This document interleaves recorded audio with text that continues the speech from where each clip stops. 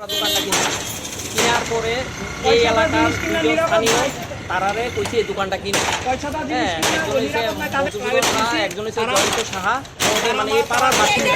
আমি কোনো কে কি করে কে কি আশঙ্কা ক্লাবের আমি জানি না। আমি পাড়ার দুইজন পাইছি, তারা আমারে লেনদেন তারার সাথে সামনে রাখা আমি করছি। তো আমি তো জায়গা কিনলে আমি পুরো এলাকা মাইক ক্লিয়ার করতাম না যে আমি জায়গা কিনুন। তারা আমাদের ক্লাবে নিয়ে সাজাইছে যে ক্লাবের জিগায় কিনছেন না কেন।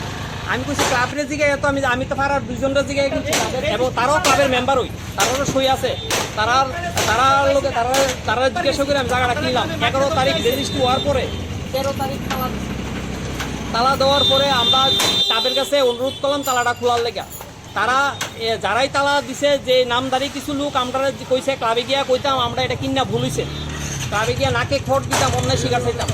আমরা কি অন্যায় করলাম? আমরা পেপার থেকে কিনছি, সে বেচছে আমরা কিনছি এবং সে পূর্বে কারোর থেকে বাইনা টাইনা নিচ্ছে না, সে স্টাম্পের উপরে সব লেখা তাদের কাছে বিক্রি করে প্রয়োজনে সে আইব যে বিক্রি করছে।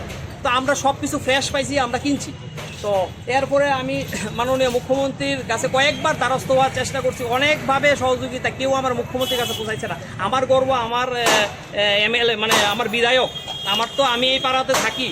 তো আমি আমার মুখ্যমন্ত্রীর কাছে বিষয়টা নিয়ে কথা কোয়ার লেগে আমি এখন অব্দি সুযোগ পাইছি না, যার কারণে আমি থানাতে এফআইআর থানাতে আমি কইছি আমার দোকান আমি খুলুম, আপনারা আমার সহযোগিতা করবেন।